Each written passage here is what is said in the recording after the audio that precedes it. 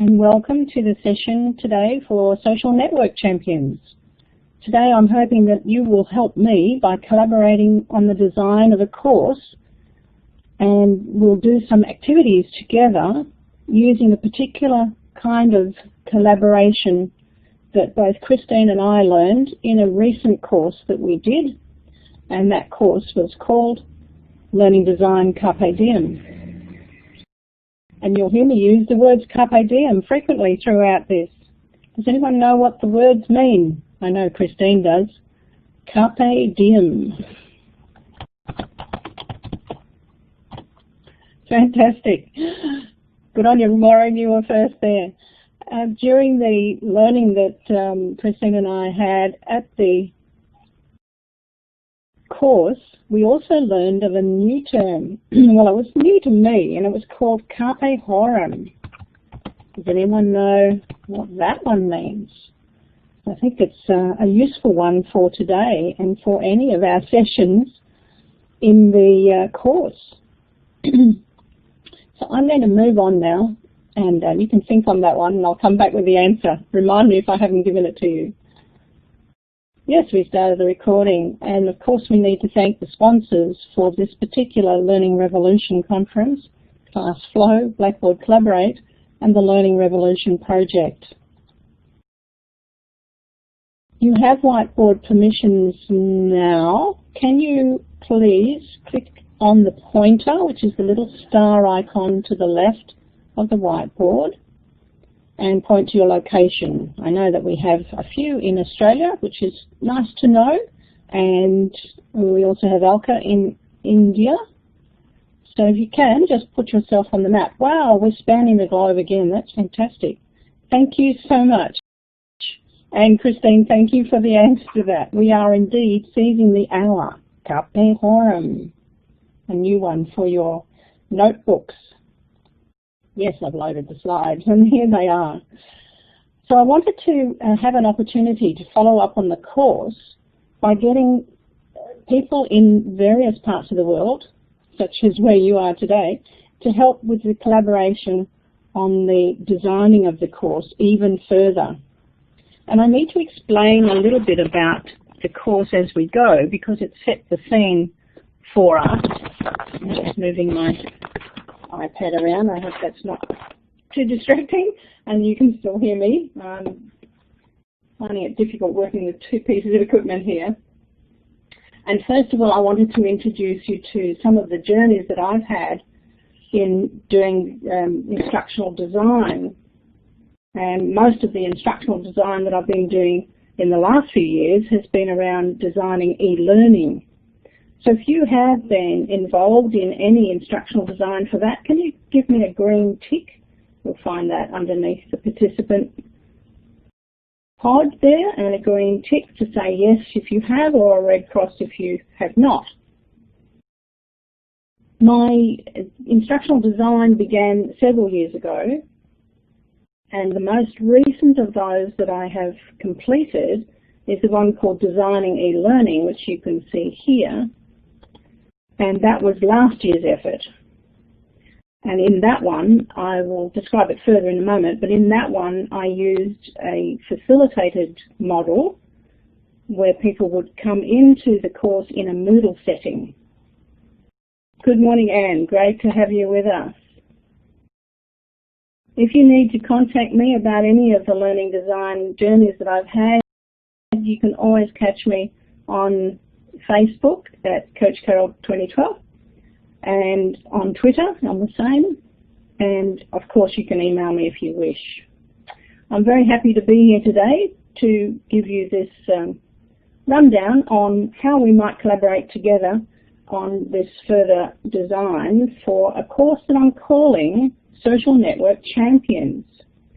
And I'd like to find out next from you, I'm just going to clear the green ticks, would you classify yourself right now as a social network champion? Again, give me a green tick for yes, or a red cross for no. Morning, Anne. I'm going to give you moderator access just in case I need you. Hope that's all right with you. And both Christine and yourself might keep an eye on the text chat for me if there's some questions, if I miss them along the way. So here's what I intend to cover today. I'm going to set the scene, and I will then introduce two of the learning design models that I've been privy to in the last couple of years.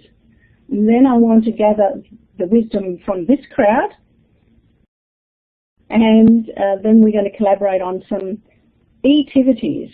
Now, the word e-tivity might be new to you. It's really the e-learning form of activities that you might find a student performing in a course that is online. So I'm going to give you an opportunity to help collaborate on one or two of those. Thanks, Maureen.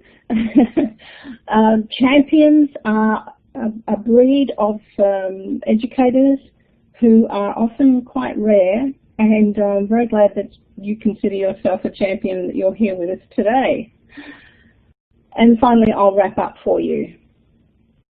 And of course, stop me at any time just by raising your hand if you want to use the microphone, or just pop a question into the text chat. So first of all, a little bit to set the scene for the instructional design journeys that I've had. I'm not going to give you the whole background to my experiences, just the very most recent ones of those. And then I would like to get some of your experiences, and I invite you to use the microphone or text chat for that. So first of all, my most recent experiences have been in MOOCs. Now, if you have been in a MOOC before, you'll know what that acronym stands for. If not, it will be a very strange word for you if you're hearing it for the first time. MOOC is an acronym. Does anyone know what that means? So if you can text it in, that would be good. And I've used two of them in the last couple of years. The first one that I have on the board there, thanks Maureen, you are a champion, and very quick off the mark there. It is indeed a massive open online course. When I started last year in designing a MOOC for designing e-learning, I abbreviated it even further and called it a DMOOC. And I did all of that. My computer was just telling me it had to restart, so I quickly postponed it. All of that design e-learning MOOC was done from a Moodle learning management system. If you're not sure what Moodle is, maybe let's see how quick you are off the mark with that one. And the second one is the most recent that I've only just completed, called Carpe Diem Learning Design. And that was in a course sites area. And Christine was in that group with me. Thanks, Aaron, that's fine. So I'm going to just unpack those two experiences a little bit for you. And Christine, feel free to chip in with any of your own experiences about the Carpe Diem Learning Design MOOC. The first one that I'm going to look at will indicate to you, I hope, the importance of collaboration to the designer. And it's here that I want to get some of your ideas. And good morning, Loretta. Thank you so much for joining me. So the first one is called a self-directed model. And we were instructing teachers mostly in adult learning environments, but it could apply to people in schools or universities or community settings. And we did this as a Moodle course, and we designed it around the model that you see there. So it was 7 to 8 weeks in length, and the person who was participating would start here at the preparation level. As we do in most online courses, we need to socialise and get to know how to navigate within the environment and to find out what to expect from the course and what your obligations and responsibilities were. And then we wanted to create a model in which the learner could move through a series of steps. After they've prepared, they would then go into a research topic, as they're called in Moodle, where they would spend a week or more looking at the various ways in which they wanted to design the course for their learners. And we were mostly dealing with people who were designing courses for certificate level or perhaps diploma level. The second week was in the design mode, where we introduced them to the way in which various courses could be designed. And they would come up with their own design during that period of time and then discuss it with groups of people for whom they worked, or for whom they were providing the course, to get the feedback. Very critical aspect of it, and something that's reflected in the Carpe Diem model as well. In the fourth and fifth week, we asked them to set up and develop some of the content for their design. Of course, in that short period of time, that was only a little bit of development that was possible to do. And then to trial that with a group of willing people, perhaps their colleagues, so that they could once again get some feedback on how that was shaping up. And then, of course, the final aspect of it was to reflect on it and then to begin the circle and cycle once again. It was mainly self-directed. There were webinars involved, but mostly the people were working on their projects individually, self-directed. Any questions about that one? Just pause for a minute.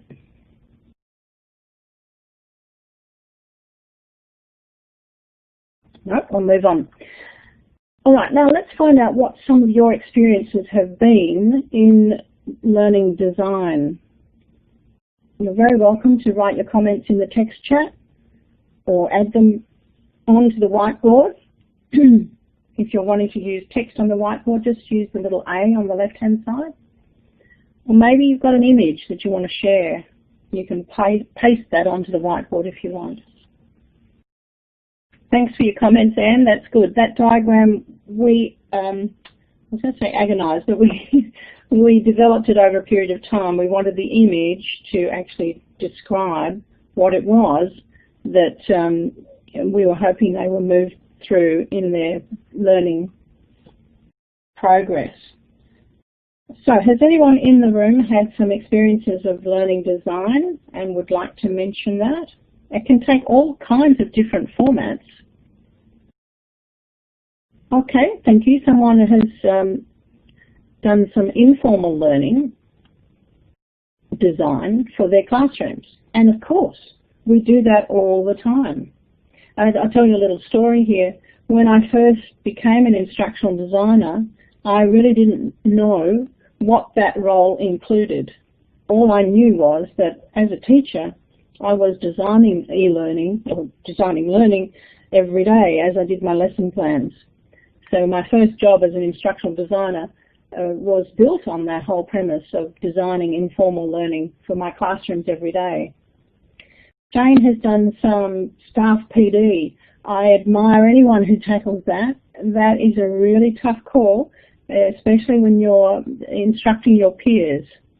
That can be very exciting also, and good on you, Shane, for having a go at that. And Loretta designs lessons in Moodle for both face-to-face and online. Thank you so much for sharing that. That's great to know. All right, let's move on a little bit further. I'll now describe the Carpe Diem course.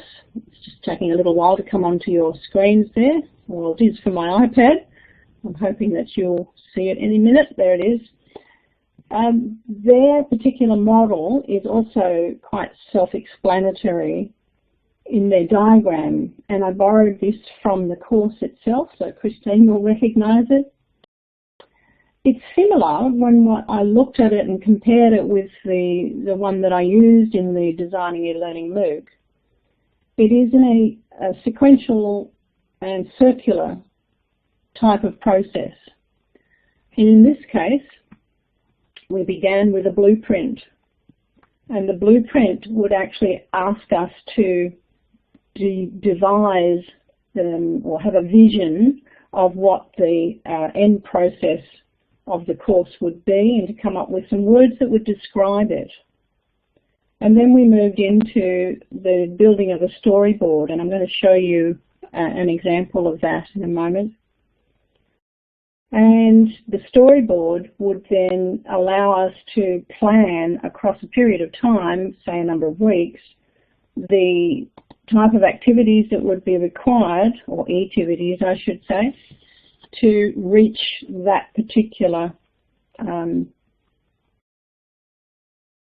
stage of understanding, and that could be in any kind of field. The one that I chose in the course that we did, the Carpe Diem Learning Design, was to devise a short course for integrating social media into the classroom. And so that's where the idea of my social network champion course came up. I went through a period of designing and devising the sort of things that I would expect people to do.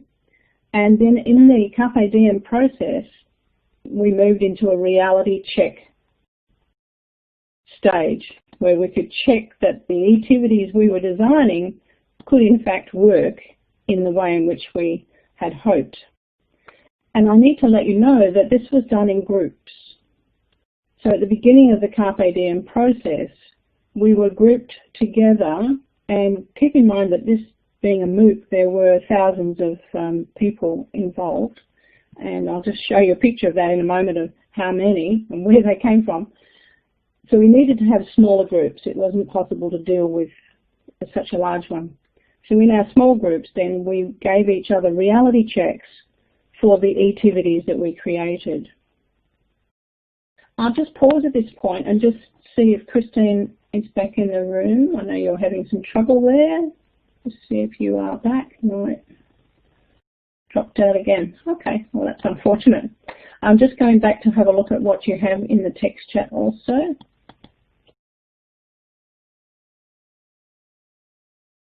Thank you for your considered answers there, Loretta. Did you want to use the microphone and explore any of that with us right now? Feel free to pick up the mic.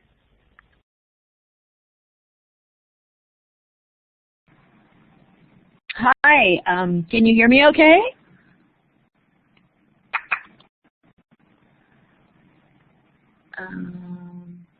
Great, okay. Yeah, I know that sometimes part of my planning, my lesson, no, I'm not able to hear you. Is anyone else hearing Loretta?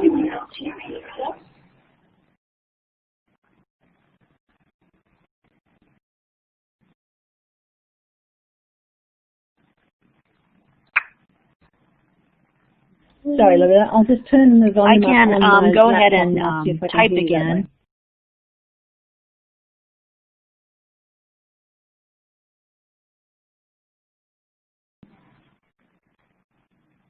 Oh, so I guess the students can hear me, but not the moderator? Uh-oh. Okay. Okay, I'm trying again. I see one yes. Anybody else? Yay! Okay. I see people can hear me.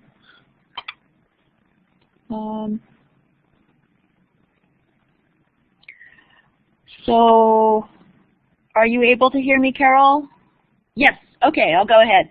I find that sometimes when I create a lesson, someone interprets an instruction in a different way that I hadn't anticipated, and or makes these leaps, these connections in ways I hadn't anticipated.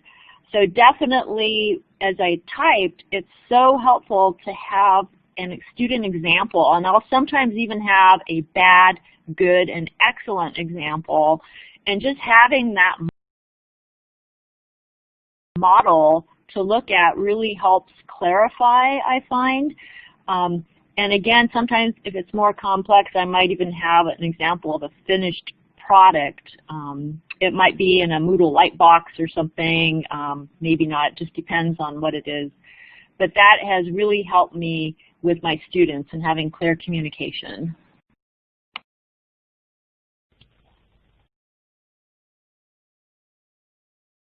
Thank you so much, Loretta. I had to do a bit of juggling there to hear you, but thank you so much for that. That is a really excellent example of exactly what this collaborative model does provide for you. The reality check was done on e-tivities, as I said, and I've sent to you a file that was an example of my e-tivity that I produced, which was then checked by other people in the group. Here's Christine back again. Seems like you are in a revolving door there, Christine. After the reality check, then of course the person who's designing the e-tivity would review and adjust. And at the end of the process for the Carpe Diem, we would then look forward to the future and work out an action plan so that we can continue to design and develop. So part of my action plan was to do this webinar with you today to gather even more wisdom from the crowd. So moving on now to have a look at the Carpe Diem storyboard. This might give you a little glimpse of how you might use a very simple collaborative tool such as Poplet to devise a storyboard like this one. Yeah, good advice there, Anne. Christine, if you're having trouble, you could drop back the speed there. The storyboard for the Carpe Diem was quite simple. It was in a 6-week cycle, and beneath each of the weeks there were several e-tivities. You might say, well, where's the content for the course? Basically, the content was what we came up with as participants. But we were given resources along the way to help us understand the learning design process and the Carpe Diem approach to it. And they were given mostly in webinars and in videos that were used as part of our introduction to the e-tivities.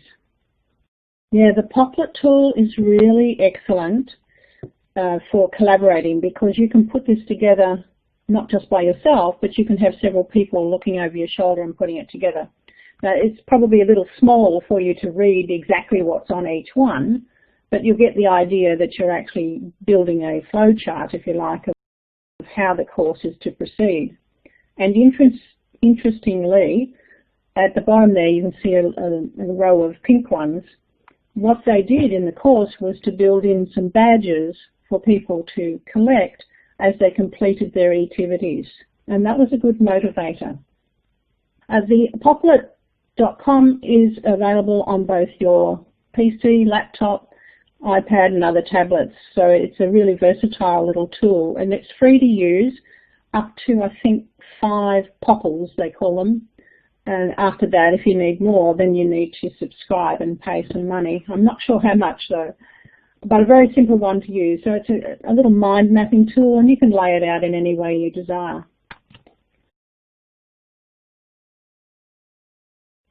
Yes, the badges worked extremely well for building in that motivation. You know, as individuals, we kind of test ourselves and challenge ourselves and also check at the end of the process how well we've done.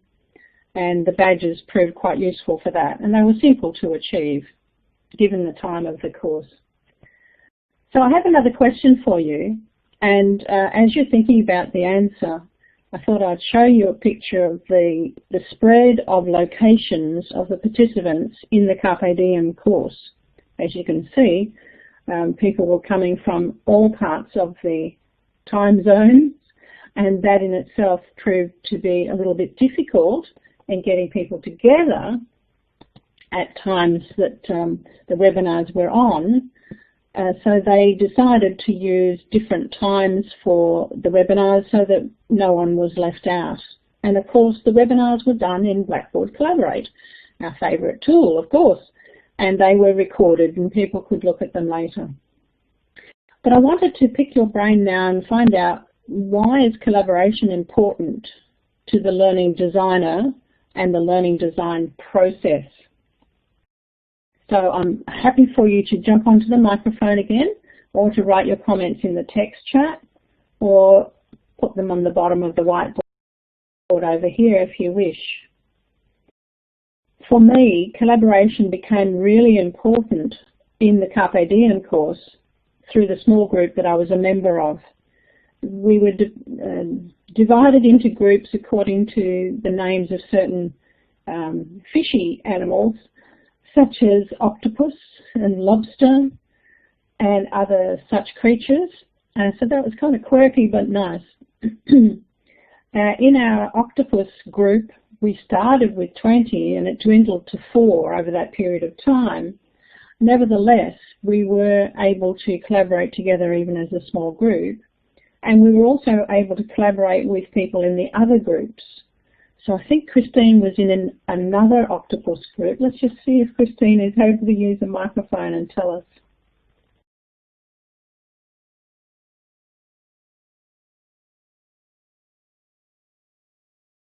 Carole, I think Christine dropped out again. She has, yes. Sorry about that. Oh, she is having trouble. Okay, I'm looking now at the comments. One from Maureen there about being able to test our theories, I think is an important thing to keep in mind for collaboration. And Loretta is saying different instructors have experience with different students, different abilities, and so the combined experience is valuable. That's a really excellent point, because it's that mix of experience across a wide range of people that I found to be most useful in this Carpe Diem process. Yes, that 360 degree of many people really helped with the design. Yes, the collective. Yes, it's that whole beehive feel about it. The collective does a great deal towards the learning design process. Thanks for that input. Okay, now we're going to get down to some more syntax about the Social Network Champions course and what I've done with it so far and how I want you to contribute some of your ideas. And because it's called social networks, I'm wanting to ask you to identify some of the social network tools, strategies and attributes that you would find useful for your students in whatever setting they may be. Yeah, that little ZMaps was a very interesting tool, Anne. It really showed how everyone was located, and quite simple to embed then into the course itself. So first let's have a look at some of the content, if you like, or description of the Social Network Champion course. There's a lot of text on that whiteboard for you, but I'll give you a chance to just read that through.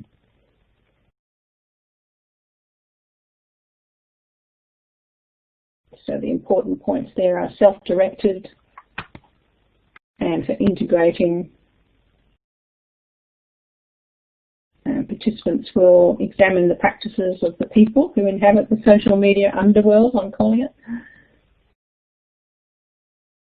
And the idea of it will be to have them immersed in an online space to communicate and co-create, and then also to collaborate in small groups, just as we did in the Carpe Diem process.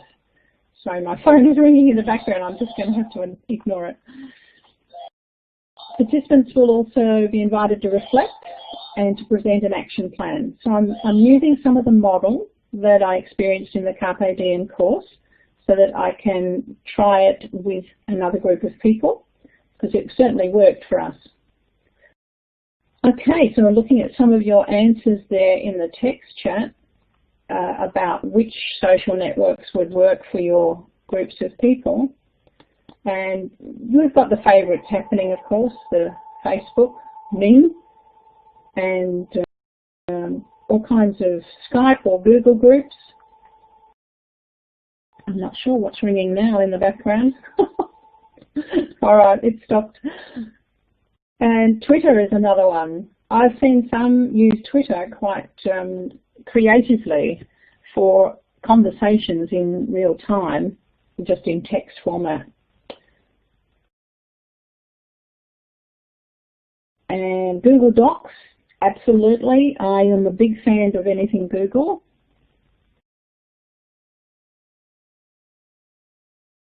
I'm not sure about WhatsApp. EdChat is one that Maureen uses for her Twitter. And certainly Google Presentations for a collaborative storyboard. Yes, Christine, thank you for that one, because I certainly made use of that for developing the storyboard for the Social Networks Champions. So that was the description, and the course objectives are these. I think it's vitally important that all educators understand the benefits of social media for that social learning experience. We've been doing it, I'm assuming, in this group here today. We've been exploring that for some time, and we probably feel more comfortable with it than others. There isn't much in the way of professional development short courses around at the moment for building that expertise, so that was one of the reasons why I set about creating this one. So as part of it, you would be inviting the participants to determine the most appropriate social media, just as you have done here. It would be varied and will differ depending on where you're located in terms of your audience and the interests of your particular learners, and how you want that social network to provide some sort of community for the learners and what they're going to do when they're in there. So being able to use the community for some e-tivities. So we're looking really in this course for those social networks that are collaborative and two-way. So for example, I know that people use Pinterest. I see that more as a static kind of social network. It's not quite the same as Google Plus for conversations. So you would choose according to what you want your students to be able to do. Exactly, Alka. That is the question. What criteria would we need to put together in order to choose a social network that was going to be appropriate for our learners? So that will be part of what we'll be exploring in the course. We have some opinions on it now, and you're sharing those in the text chat, which is fantastic. Part of the course will also involve the learners to create the e-tivities for their learners to do in the community.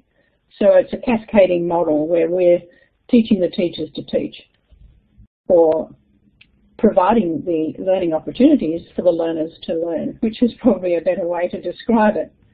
And then right at the end, to reflect on the process and outcomes.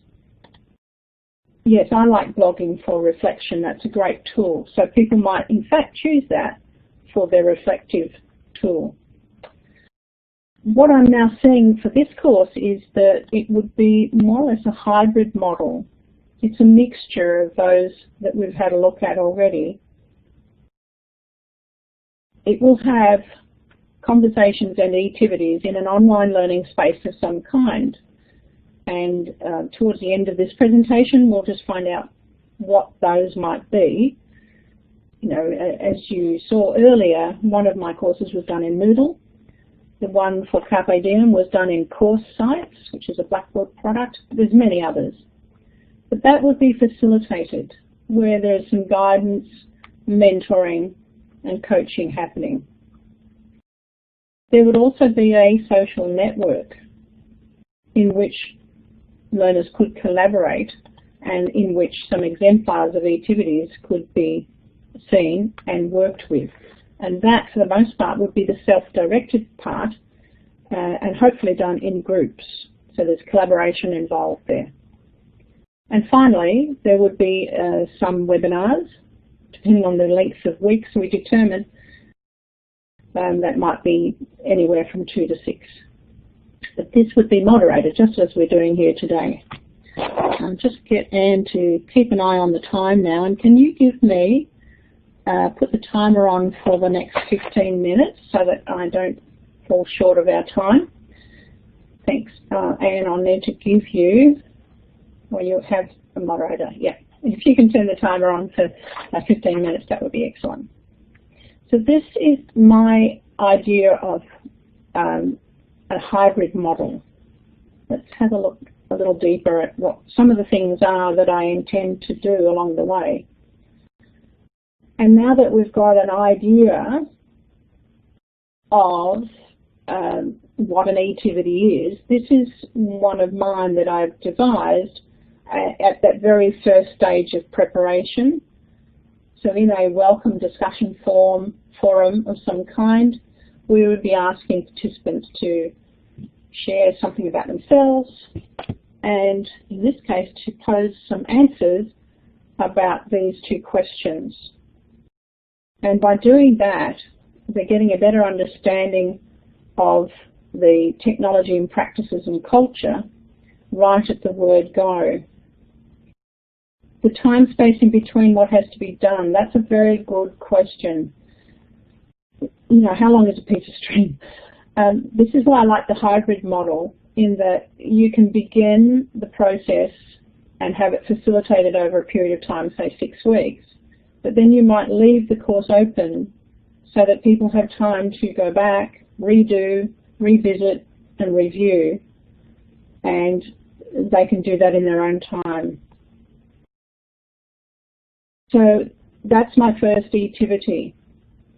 And I wonder what you think, first of all, about that as an opening gambit. How would that strike you if you were asked to do that in your welcome forum? Just put your answers in the text chat for me as we go along. That would be excellent. It's the usual thing that we do. It's that socialising right at the beginning. Oh, we've lost Christine again. Then I wanted, in the course, to focus in on what a person's digital identity consists of, and the next e-tivity then will have them work on that a bit more and share it with other people. But I wanted to find out from you right now what you consider to be part of your digital identity. If you wanted to use the microphone, just grab the mic. Otherwise, just text into the text chat or onto the whiteboard. You'd be surprised, Lisa. Have you ever Googled your name? You'll find out a little bit more about yourself if you do that. So let's hear from Anne. Can you just pop on the microphone, Anne, and tell me what you think your digital identity consists of? Oh, thank you, Carole. I was just going to write on the board. I think it's very much about how our presence is viewed online. So it's not necessarily how people know us face to face, but it's how we present online. So I think it's our username. I think it's the avatar or picture that we present online. What we are doing, what we are passionate about, what our footprint looks like. If you have a look at, if you do Google yourself, you know what is actually coming up, because that probably is your identity. There was a third thing in there, but I can't remember it, Carole. I might put in the chat if I do. But it's like your badge or your business card, really, but it's a lot more than that. Excellent. Thanks so much, Anne. That's exactly what I have in mind too, that your presence online is how people perceive you. You know, your written work that Maureen is talking about, your blogs, or what you've posted in your Facebook, your photos, your likes and dislikes. It builds up a picture of you. Yes, your digital footprint, Loretta, a shadow, or what information we've left behind. It would be interesting to come back, if we could, in another 50 years to see what our footprint looks like after that period of time. So these are the sorts of things that we need other teachers to understand before they move into the whole realm of using social networks. So I'll move on now and show you what e-tivity 1.2 might look like in this course. And here's where I want to find out a little bit more about how you might perceive it and what you might do with it. So at the moment it's just the bare bones of an e-tivity. It doesn't really spell it out. The document that I provided for you is an e-tivity that is really fleshed out. This one is just the idea of it right now. But the one that you've got in print format is how it's been fleshed out.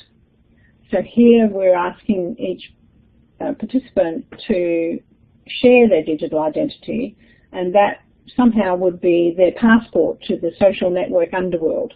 I can't try to build into it a theme into which people might feel more engaged about this strange new world which lurks beneath our normal lives, seen under glass, and I'm referring to it as the underworld. So yes, it would include the links to all your other online domains and social networks, and ends up being your passport as well as your digital identity. So then, moving into the second stage of the course, so we'd by then be in the second week, we're inviting participants to explore. And in this e-tivity, which is just a very broad brush stroke of what we're asking them to do, I picked this one up from the group in which Christine was a member, and unfortunately Christine's dropped out again. By being in the Carpe Diem course, we were able to look at what other people were doing with this same method involved of integrating social media. And this one was really an interesting one where we asked current social media users to compile a list of the benefits for learners. Thank you, Maureen, for your considered input there. Absolutely, yes, those questions are very valid. And so that's another piece of the course that we would need to ensure that our participants have an opportunity to explore. So at this stage, though, we're asking them to interview other social media users and find out what the benefits are of the social media. So I think I have a slide for you to work on there. Yeah. Can you add to the whiteboard what you think the benefits of having social networking in education? I can see that in some cases you've already added it in your text chat area. And I'm looking at your comment there from Lisa. Professional links and volunteer roles. Yeah, okay, so that's saying something about you already, but is it really you? Okay, Anne, no worries with that. I understand that.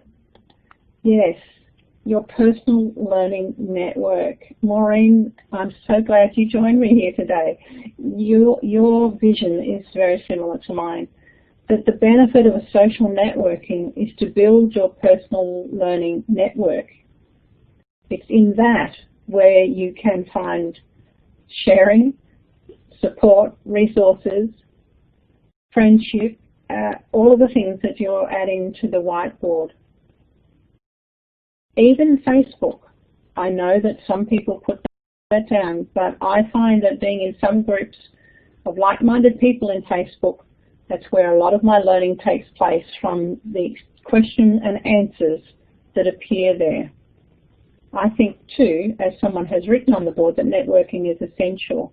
And the way we do the social networking in education is what this course will be all about. Wait for that last comment. Facebook is less inhibiting, yes. Okay, thank you for that one. And Shane is mentioning the word sharing there, and I think that is the best benefit that we could draw from social networking. So in the course, I'll just move on now, hoping you've finished there. And what you're saying is absolutely true. It depends on the people as to which tool they would prefer to use. So everyone will have some differing views on that. And I think as a course, we need to allow that choice and that to be built collaboratively. That's really good, Maureen. If you're not networking, you're not working. All right, so in the 5 minutes, there's not a lot of time, I know.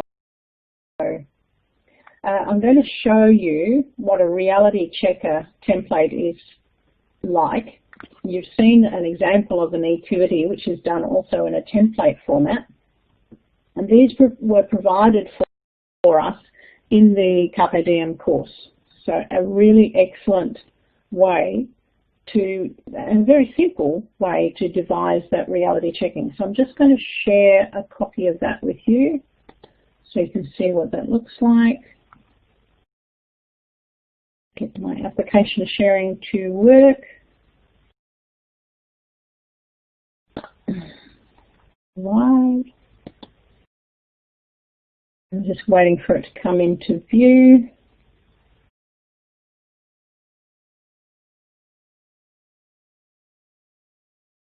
And it's taking a little while, but that's okay. And it's this one that I want, not that one, I've just realised. So the reality checkers form, coming into view now, asks the reviewer to look at things such as their first impressions. Just waiting for it to show up. Here it comes. Sorry, it's taking a little while there.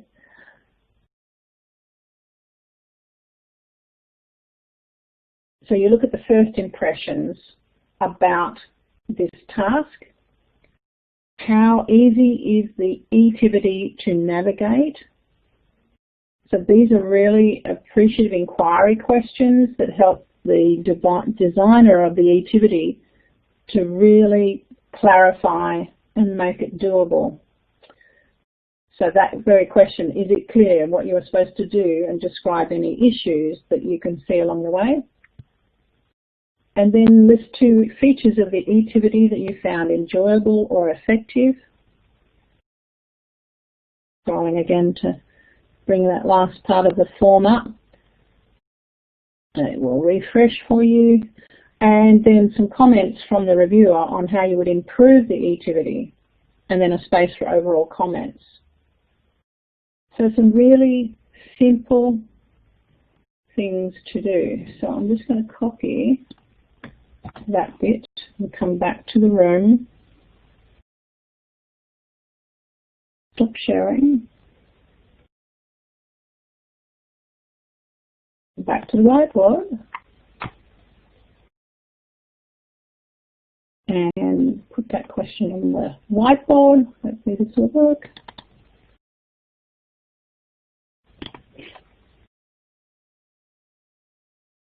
Okay. Probably need to make that a little bit bigger. But if you were asked to give 2 features of the e-tivity that you found enjoyable or effective, can you have a look at the document that I sent you and give me 2 features that you would find enjoyable or effective? And you can do that in the text chat, by voice, or on the whiteboard. So I know I've only given you a couple of minutes to use it there. I just wanted you to get a feel for how the reality checker can work for you. Oh yes, and if you've misplaced the document, you can find it by going into the window menu and then going to the Show File Transfer Library. And you'll find it in there.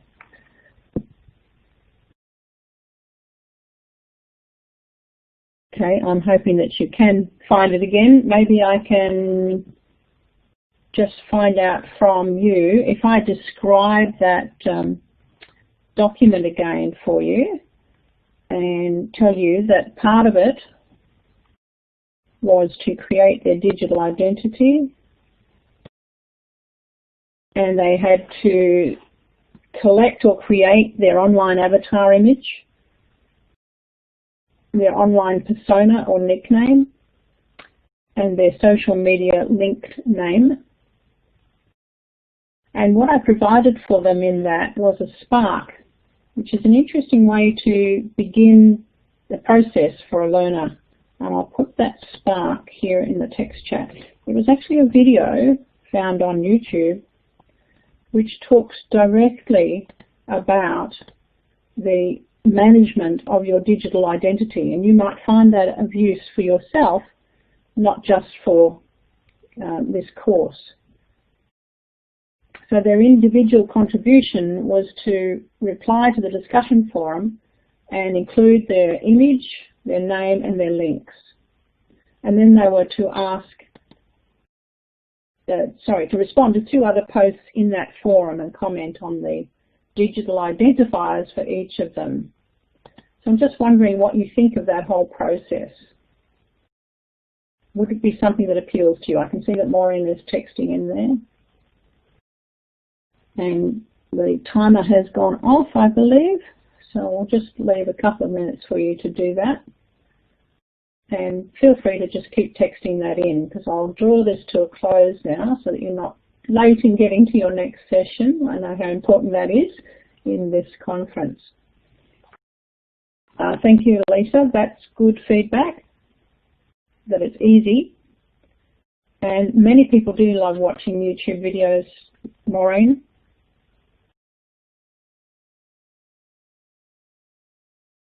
Okay. All right. What I can do is share that particular, well, you've got the document that I've sent you, and if you want to give me further feedback, you can email it to me if you wish. So I'll move on now, and I'll just show you a couple of the other e-tivities that I proposed for this course. So in the next one, they share their ideas on the purpose of setting up the social network for their learners. And they would do that again in a discussion forum, conversations as part of threaded posts. And we'll leave that question out. Here's an image of the e-tivity design templates. The one on the left is for the e-tivity itself, and the one on the right is the reality checker that I showed you. So they're very simple Word documents, and they work extremely well in this course. Just checking my time. And we won't have time to, yes, I'm sure that if you were able to join in with the next delivery of Carpe Diem, you would be delighted. I'll just share the site with you, and I'll get therefore the link, and I think they will be doing another one. Just share this with you and grab that one.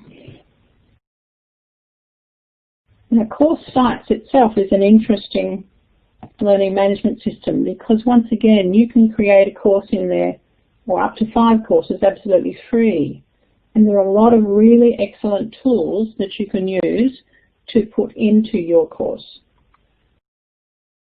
So I'll just share that with you briefly, and I'll grab the link and I'll stop sharing. So that's taken a little while to show up for you, but you may or may not have heard of course sites, and it might be worthwhile investigating. So I'll just put that link in there for you and come back to the whiteboard. As for hearing more about it, I'm sure that you will see that in many different formats, and certainly in any of the social networks and via Twitter.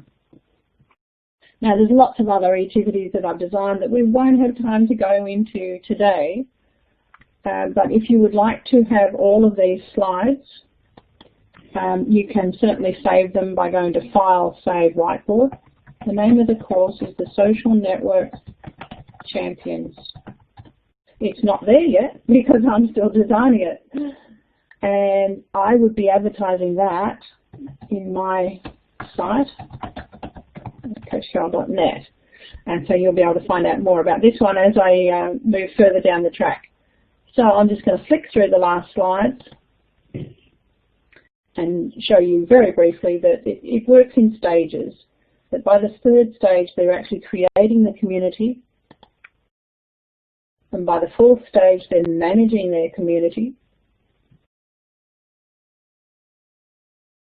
And one of the important features, I think, that came up in other groups in Carpe Diem, of course, was that by creating their own code of practice to govern their communities, they have a greater ownership of it and are better able to manage. In the fifth stage, where they're leading, they're providing their own e-tivities in the social network. And once again, the group makes the choice, does the creation, and shares with the other groups. So it becomes a really collaborative process. And the almost final stage is to reflect on the process and the outcomes and to keep a journal of some kind. And that might be in blog format, or it could be, as this very pale diagram shows, how it looks inside the course sites. There is a journal tool. And towards the end, or at the end, we would have the participants present in a webinar in Blackboard Collaborate. So this gives everyone a chance to provide input. They would elect a group leader who would work through the slides, but everyone would have a chance to discuss the similarities and the differences that they learn through the reflective activities. And that brings me to a close. So this would be their final webinar inside Blackboard Collaborate. So I'll just wait for that to show up. And we're coming to the end of the session now, and I wanted to say thank you for joining me, thank you for listening, and thank you for contributing. If you want to keep contributing, I'd be very happy for you to email me. I'll put my email back into the text chat here. And have a look for it in the coachcarole.net, or just contact me if you want to. It might be in course sites, or it could be anywhere. Unfortunately, Christine's not been able to stay in long enough to get her comments there, but I know that Google Sites is another that could be used for such a thing. Thank you, Maureen. Lovely to have you with me. And Carole, thank you, Anne, for helping out there. And if you have any Carole, further needs, have a look at coachcarole.net. Thanks. And Carole, I would like to Anne. Yeah, Carole, I would like to formally thank you very much.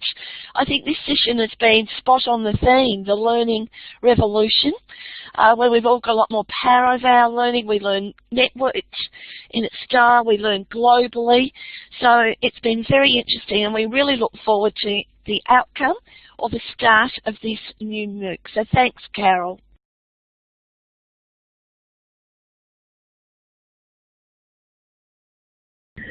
Thank you, Anne. That's brilliant. I'll now just move through the last slides.